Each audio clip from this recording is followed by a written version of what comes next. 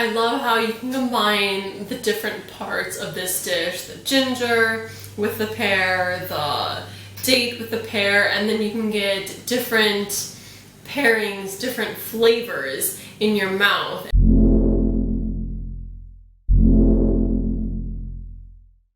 Hey again, this is Sarah with Eat with Sarah. Today I'm going to be sharing with you a delicious poached pears recipe that uses minimal ingredients and uses up leftover wine, which is perfect if you are a traveler, have some leftover wine. It's a simple recipe with pears, some dates, some ginger, some white wine, so let's get into it. So here are the ingredients for today's recipe. Super simple. The base of this recipe is pears. I have 4 pears here. This recipe works well with 4 to 6 pears.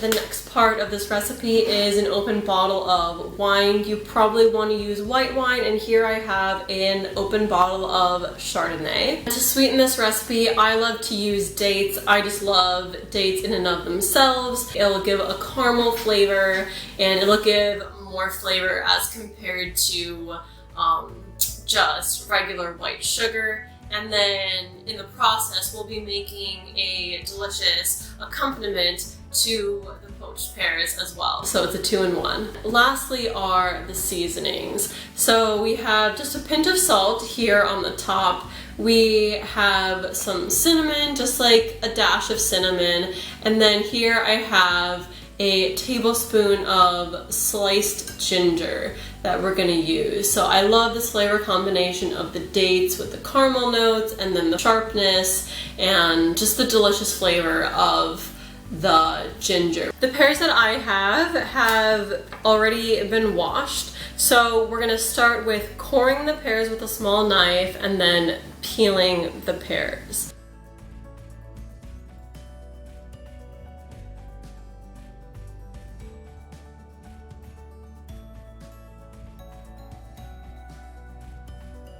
The main objective of coring the pears is to get the seeds out. Our pears have all been cored. As you can see here, pears have all been cored. I'm going to take my peeler and peel them.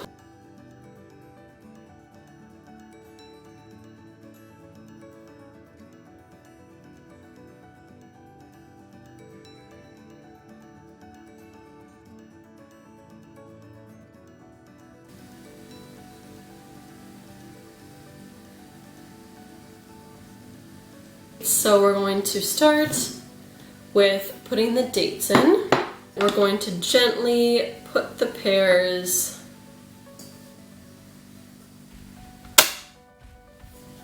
in. Next come the spices. Last is the wine for poaching. If you don't have a cup, use something that's around a cup. I am fortunate enough to have a measuring device in my kitchen, so I'm going to be using this.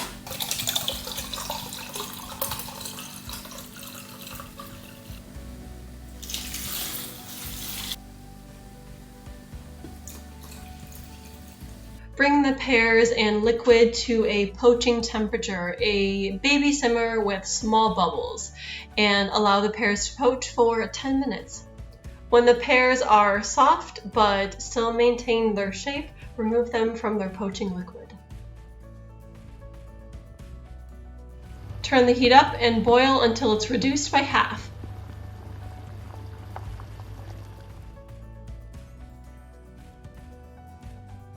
Here we have our final dish, the poached pear, and then the compote, the sauce of the wine. The compote has the ginger and the dates in it. I think it's just gorgeous, and I think it's pretty impressive for just 5 ingredients, 6 ingredients if you count salt. So let's go and take a bite of the poached pear.